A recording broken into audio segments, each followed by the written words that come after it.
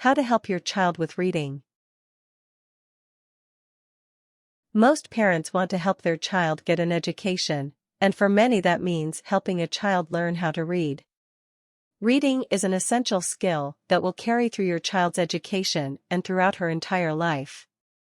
Starting with the building blocks of reading and progressing to more complex texts will help your child form associations with words and come to understand how they function independently and with other words in sentences. Part 1: Teaching the Basics. 1. Teach the alphabet. The alphabet is the bare bones of reading. In order to understand books, stories, sentences, or even words, you must first understand the letters of the alphabet. Teaching your child the alphabet will help her learn to recognize letters and sound them out so that she can later build them together to make words. Use tactile learning tools. Buy a set of 3-inch foam letters or blocks with letters of the alphabet to play with. As your child plays, tell her what each letter sounds like. Then ask her to try and reproduce the sound. You can gradually advance to having your child identify which letter makes a sound that you speak. Quiz her by showing her 3 letters and asking, for example, which one makes the ah sound. In addition to recognizing the appearance of a written letter, teach your child the sound each letter makes. Work on one letter at a time or break it into small groups of letters. For example, one day you might work on A through D, the next day E through H, and so on. 2. Work on vowels. Vowels are the next step to progress to after learning the basic alphabet. They're a little easier to learn than consonants since there are only A, E, I, O, U, and Y. One easy way to teach vowels is to print out vowel workbook pages from a phonics website, or purchase a similar book at your local bookstore. These workbook pages typically show pictures and words, and often help break down the parts of a word. Matching the word with its corresponding image might help your child better understand the meanings of words. You can find free vowel workbook pages online at websites like. 3. Move on to consonants. Once your child has gotten the hang of vowels, you're ready to move on to consonants. Consonants can be trickier, in part because there are so many more of them. They also have more complex sounds when paired together, which can be difficult for a child to learn. Start with what's easiest and most frequently encountered, then work your way through the rest of the alphabet's consonants. Start with M, R, and V, as these consonants only make one sound each and may be the easiest to learn first. Move on to consonants with a high rate of frequency in most basic words, N, R, S, and T. These letters will be encountered very frequently, so it will be easy to show your child plenty of examples. Move on to learning the consonants in your child's first name. She'll probably be familiar with how to pronounce her name already, depending on her age, and this can help teach her how to spell her own name as well. From there, you can tackle the remaining consonants in alphabetical order. Be sure to review the letters you've already taught just to reinforce them from earlier. 4. Combine vowels and consonants to form words. After your child has gotten the hang of vowels and consonants, it's time to put them all together. Forming words can be difficult, even if your child has mastered the component letters.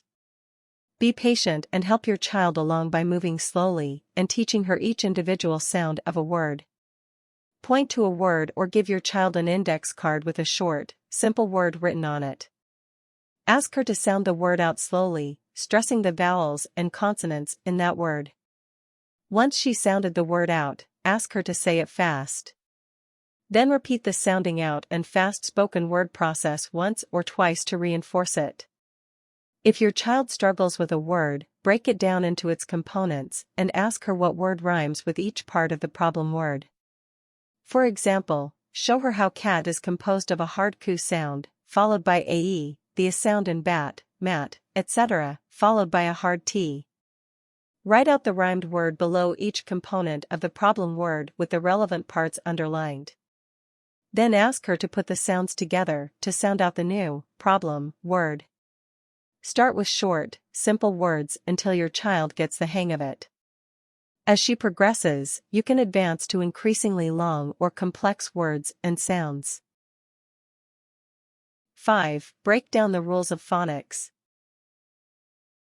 Now that your child is learning simple words, you may want to teach her some basic phonics rules as you proceed to more complex words.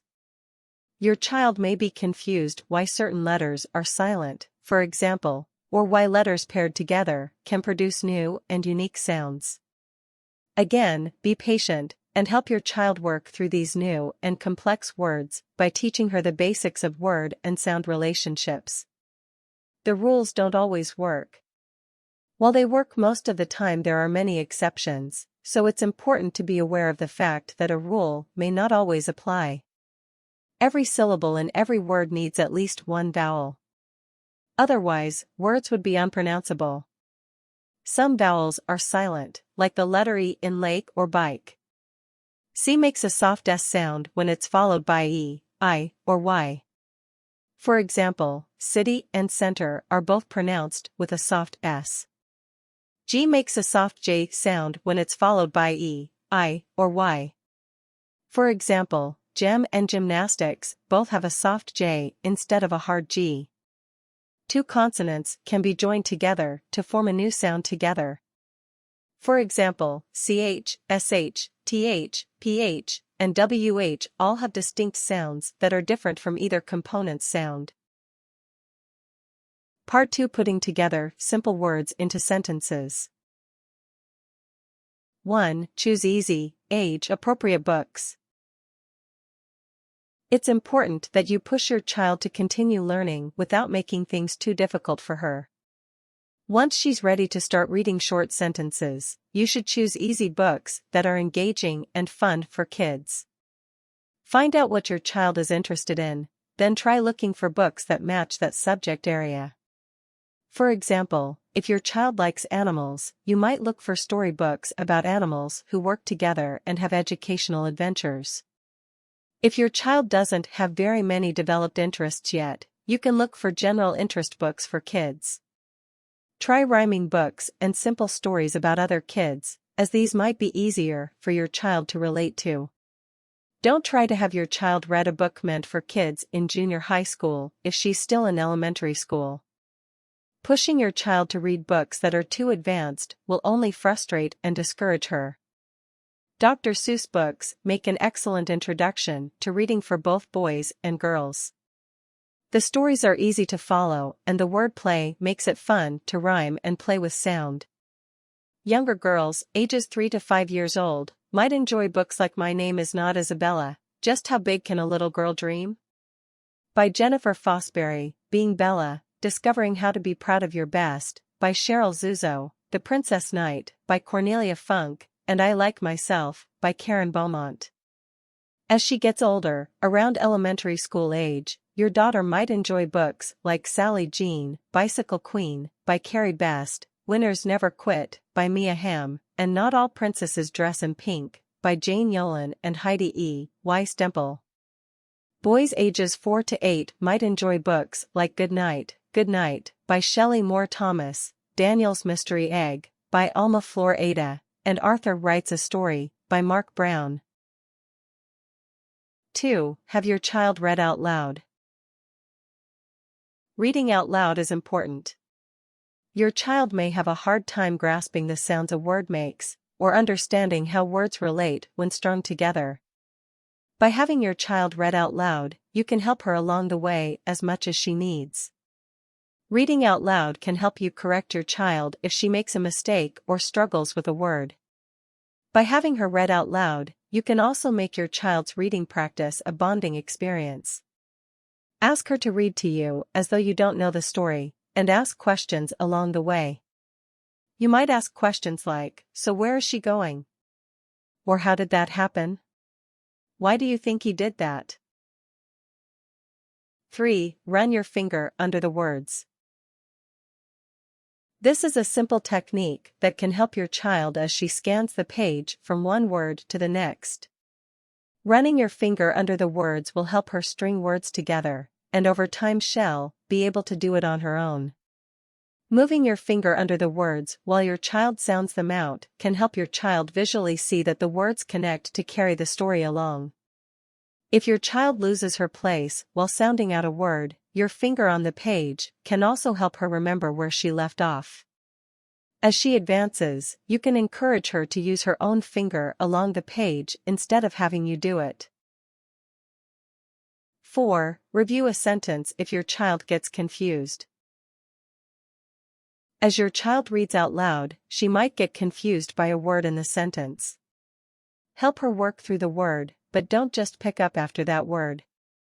By having her go back and read the whole sentence with a new and troublesome word, you'll help reinforce the lesson she just learned and contextualize it within that sentence.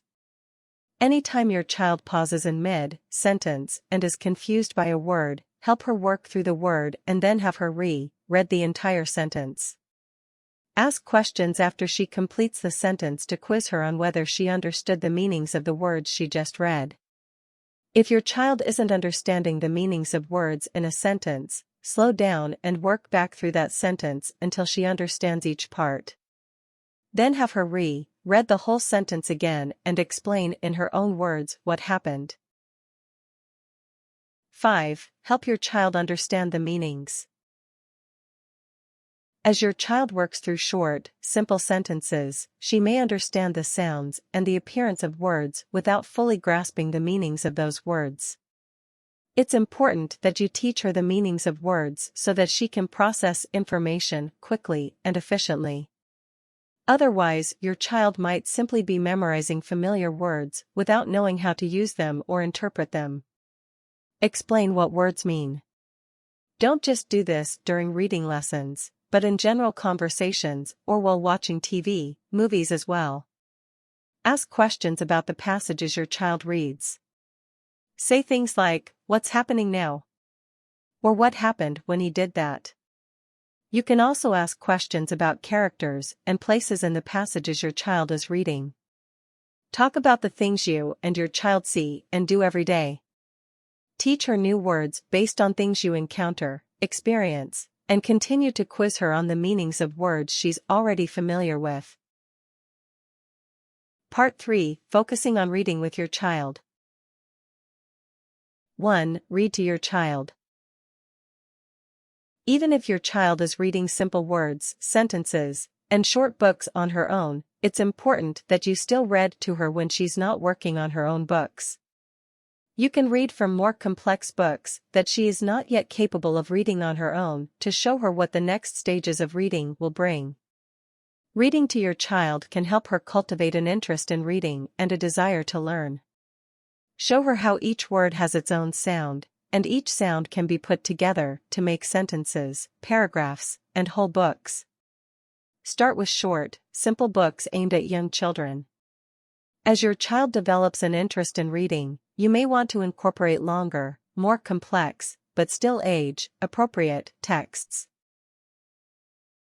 2. Use flashcards. Flashcards are an excellent learning tool. When your child is learning letters and words, flashcards can help her visualize what she's trying to sound out.